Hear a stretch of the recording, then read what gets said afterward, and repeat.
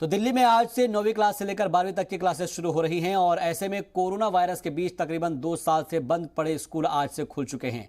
दिल्ली ही नहीं, दिल्ली समेत यूपी, हरियाणा, राजस्थान, मध्य प्रदेश, तेलंगाना में भी आज से अलग अलग क्लासेस के लिए बच्चों के लिए स्कूल खोल दिए गए हैं।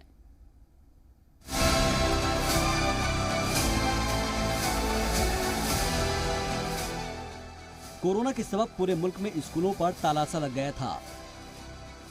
ऑनलाइन क्लासेस की वजह से बच्चों की पढ़ाई की दुनिया सिर्फ कंप्यूटर या लैपटॉप की एक स्क्रीन तक सिमट कर रह गई थी। लेकिन एक बार फिर से बच्चे स्कूलों की जानिब लौटेंगे।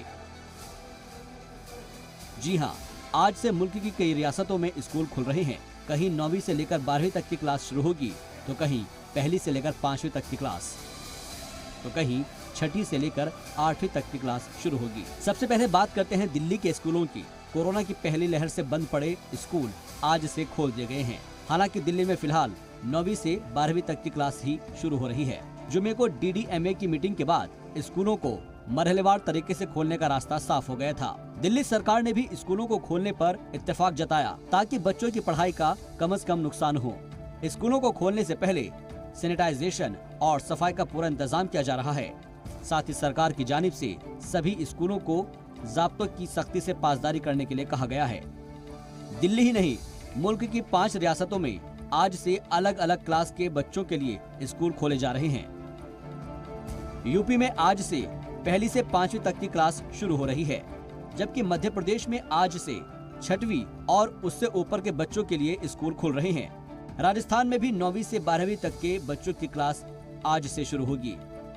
हरियाणा में 4थी और 5वीं क्लास के बच्चों के लिए स्कूल खुल गए हैं, जबकि तेलंगाना में सभी स्कूलों को खोलने का फैसला लिया गया है। स्कूल में सफाई की व्यवस्था की है, पानी आने की, बिजली के लिए बच्चों के अभिभावकों को बुलाकर उनसे सहमति पत्र पे सिग्नेचर कराए हैं कि आप अपने बच्चों को विद्यालय में भेजने के लिए सहमत हैं या नहीं। किसी बच्चे को कोई बुखार वगैरह तो नहीं है, उसके लिए जानकारी प्राप्त की है। अगर किसी बच्चे को ऐसी कोई समस्या है तो उसको हमने अभी घर पर रहने के लिए सलाह दी है। जैसे बच्चे गेट से एंट्री करेंगे, उनकी थर्मल स्कैनिंग होगी और हैंड सैनिटाइज वगैरह जो भी प्रोविजंस है वो वहाँ भी होगा। और हैंड सैनिटाइजर हमने हर क्लासरूम में रखे हुए हैं।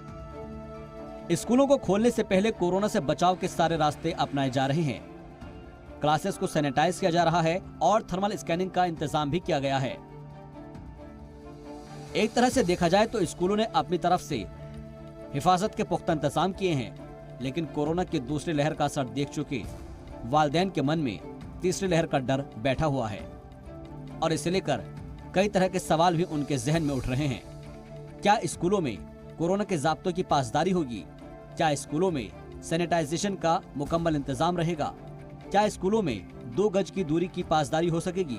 सभी टीचर और स्कूल स्टाफ वैक्सीनेटेड है या नहीं? और ऐसे न जाने कितने ही सवाल पेरेंट्स की फिक्र बढ़ा रहे हैं।